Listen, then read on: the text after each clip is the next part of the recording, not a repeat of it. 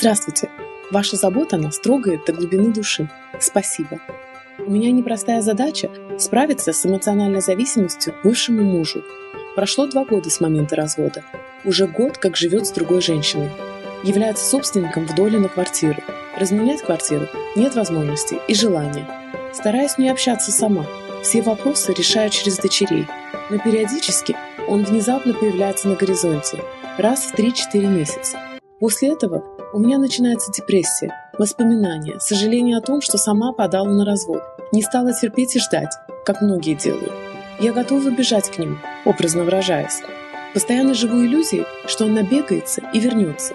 Пробовала прощать и отпускать на подсознательном уровне. Повторяю аффирмации на тему, что я не нуждаюсь в какой-либо зависимости, так как я нахожусь под защитой высших сил, и они меня любят, и прощаю себя, и так далее, и тому подобное. Я осознаю, что это от непрощения себя, непринятия себя такой, какая есть. Без него не могу жить, думая о нем, как будто на нем свет клином сошелся. Прожили в браке 28 лет. Других мужчин вообще не представляю на его месте. Как ни пыталась. Как будто программа во мне какая-то сидит. Хочу быть самодостаточной, уверенной. Хочу мира и покоя в душе. Устала от самобичевания. Очень хочу вернуться к себе. Ощущаю себя эмоциональным роботом. Спасибо, что слушали. Svetlana, when I read your question, it almost brought tears to my eyes because I can relate to that. Many years ago, I was in a relationship, a marriage that I felt I was so in love with that man. And he completely consumed all my life, everything about me. My whole spirit seemed to be connected with him. And I truly felt that I was in love with him. But it was a bad relationship. It wasn't supportive. It wasn't loving. It was more addictive than it was loving. I got used to being with him. I got used to the abuse. After even we were divorced, he would come and see me, and I would fall prey to that because I felt so weak against him, and that wasn't good. It's just almost as if he had his cake and eat it too, if you know what I mean. He had everything he wanted over there, but he also had me locked into him. And because I was in this kind of enabling, vicious, codependent cycle with him, I fell for it every time. But more and more as time went by, I got sick of that. I thought there's got to be something better for me. This can't be a good life. This can't be all there is. There's got to be something more fulfilling for my spirit, for my heart, for my goodness. And don't think I didn't try after we split up to do everything I could to get him back. I used to use the mirror of the mind.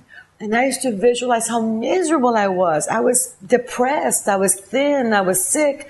I was in a bad shape. I was broke. Really, you might think it's kind of weird being Laurы Sильвы, but there was a time that was very dark and gloomy for me. And I visualized myself in the blue frame, so depressed and so down. And then I imagined myself being with him. That life being good again, loving and kissing and making up and making love. But you know what? Every time I did that, it's as if God was telling me it's wrong. We fought more. It got worse. It was bad. And I couldn't understand why. I was thinking, this Silva method doesn't work. Because the more I program and want him in my life, the more we fight and the worse it is. He wants other people, not me. And I was getting more and more depressed. And one day it dawned on me that you have to be really clear to not limit the direction from where you want your end result. I was saying I want him more than anything else, but that wasn't really the case. When you really get down to look at it, I wanted to be happy. I wanted to be loved. I wanted to be healthy. I wanted to live with abundance. I wanted to have, really supportive relationships. That's what I really wanted. And I was saying, in order for me to get all that, the only way I'm going to get it is through him.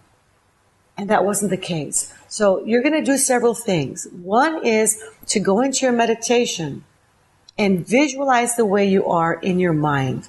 And then just erase that in your mind. Just get rid of it. Get rid of it, okay? If you know the Civil Life System, Mirror of the Mind technique, then use that. If not, just do what I'm telling you. And once you take it away, then create a picture in your mind of you having health, happiness, abundance, emotional support and stability, and that you are loved. And don't worry about how that looks. You create an image of you having all those qualities. Now, that may mean that he might be in the picture, but that also may mean that he's not. The main thing is you. You can say, I want him, I want him, I want him, but you have 3 fingers right here pointing right back at you. You can't control what he does, thinks, or how he believes, or how he behaves.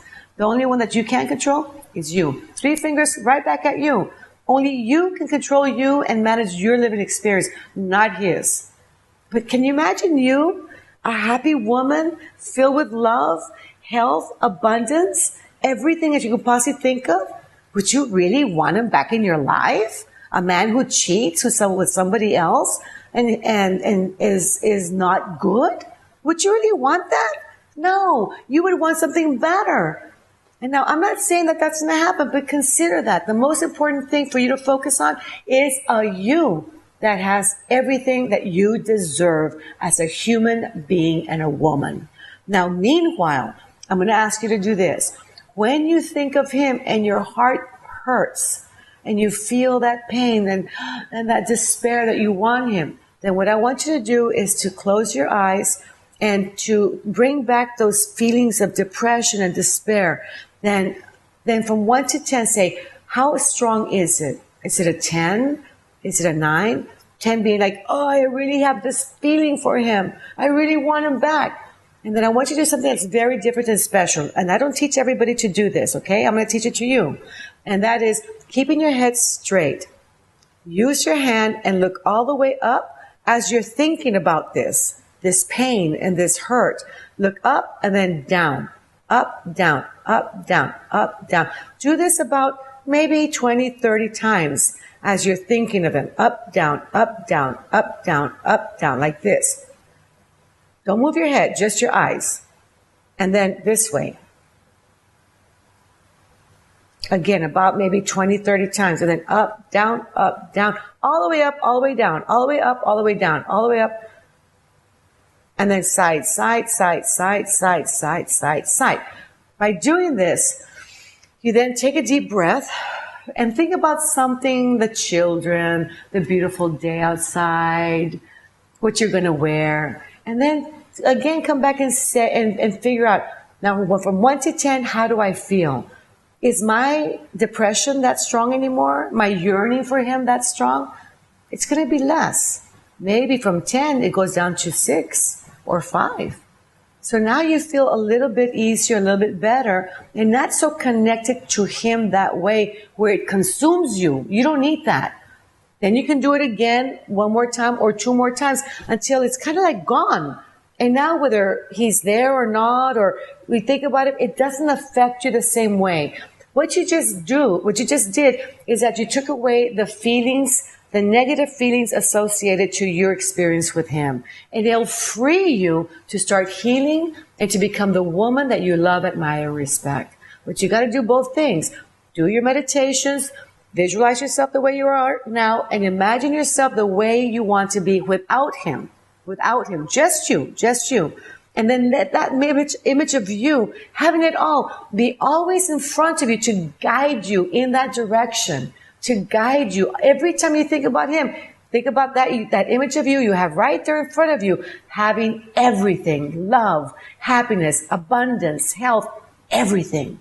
And then do this, what is called eye movement, desensitizing process, to lessen the depression, the despair, and the yearning for someone who really is not worth it. You deserve better than that. Go for it.